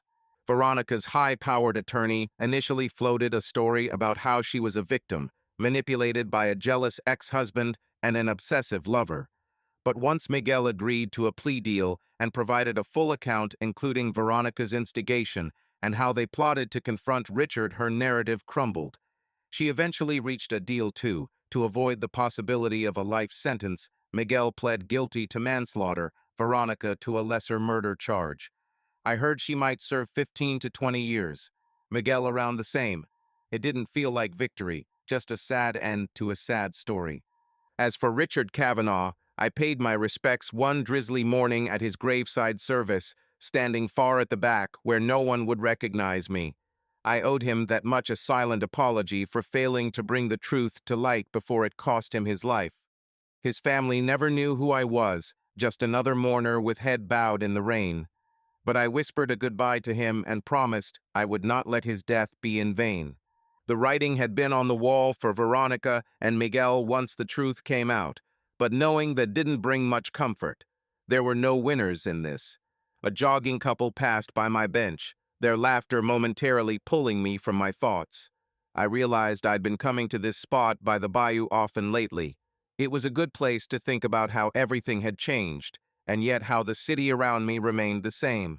Houston still buzzed with traffic and commerce, the bayou still carried on oblivious to the human dramas on its banks. "Mind if I sit?" came a familiar voice. I looked up to see Detective Jameson, in plainclothes, holding 2 soda cans. "Sure," I said, managing a small smile. He handed me a cold Coke, and I nodded gratefully. He sat with a soft grunt. "Heard the news? Veronica formally entered her guilty plea this morning." I had expected that outcome, but hearing it still punched the air out of my lungs for a moment. I exhaled slowly. "Yeah, I saw a blurb about it." "Are you doing all right?" he asked, studying my face. "Getting there," I said. I took a sip of the Coke. It was sweet and fizzy normal, simple. Some days are easier than others. He nodded. No shame in that. You went through hell. We sat quietly for a moment, listening to the distant honk of cars crossing a nearby bridge. Sitting there, I also found I had to forgive someone else, myself. For years, I'd tortured myself with what ifs. What if I'd been a better husband? What if I hadn't walked out? What if I'd seen warning signs earlier this time? But those questions had no answers, and clinging to them only chained me to the past. I had done my best with the knowledge I had at each step. I wasn't perfect, but I didn't deserve the torment I'd put myself through. It was time to let go of that guilt and regret, just as I let go of the anger toward Veronica. Jameson must have sensed my faraway look. Not a day went by these last years that I didn't wonder what really happened between you and Veronica back then, he said gently. I never pried, but I could tell it haunted you. I stared at the rustling water.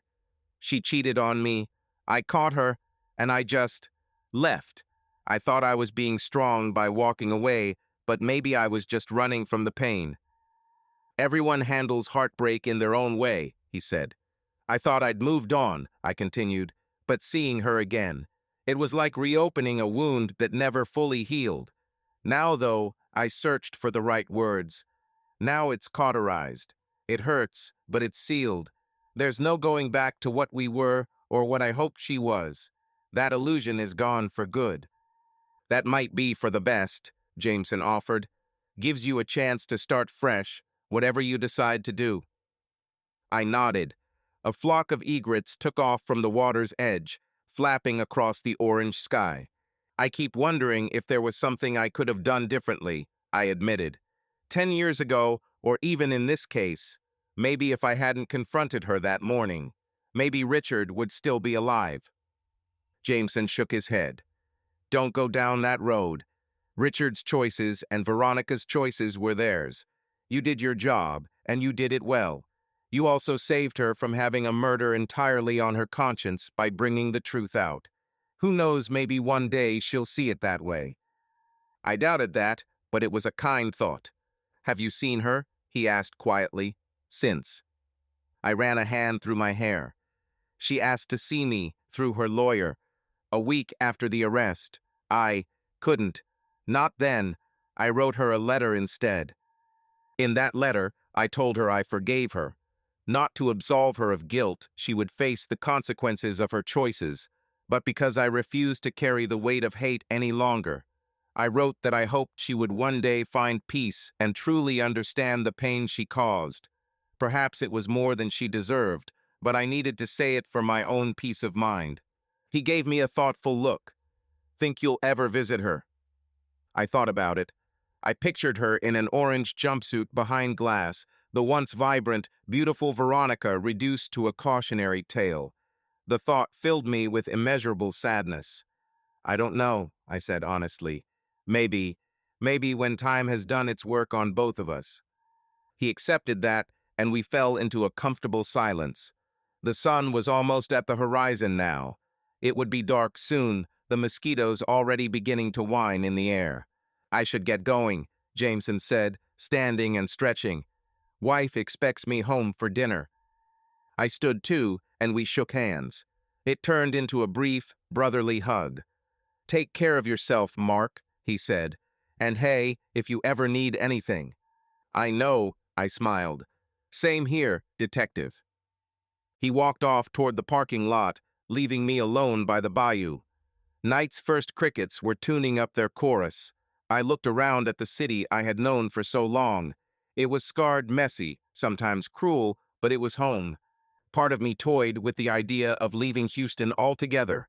It's a big world, and I could slip into another city and start over where no one knew my name or my story. But I quickly realized that would just be a continuation of what I did before running from my problems. I'd spent a decade doing that, and it only led me right back to the beginning. This time, I wanted to face the future on my own terms, here in the city that shaped me. Houston, for all its sprawl and imperfections, was home. My roots were here, along with the ghosts I'd finally put to rest. My future was uncertain, but I found I was okay with that. I had faced the worst parts of my past and come out on the other side. Whatever came next, I would meet it head-on, without running away. I walked back toward the city lights, joining the hum of life moving onward. Cars on Allen Parkway streaked red tail lights across the dusk, and somewhere nearby a saxophone's bluesy notes drifted from an open patio bar. The skyline began to glow with 1,000 office windows lighting up, each one a story unfolding in this city of endless stories. I felt strangely at peace as I slipped into that flow of the Bayou City at night, another soul among millions, ready to face whatever would come next. For the first time in a long time, I was looking forward rather than gazing back. Subscribe to our channel so that your love doesn't cheat on you, and go ahead and listen to the next story, because this story is nothing compared to the next one. If you're under 18, don't even think click to the next one.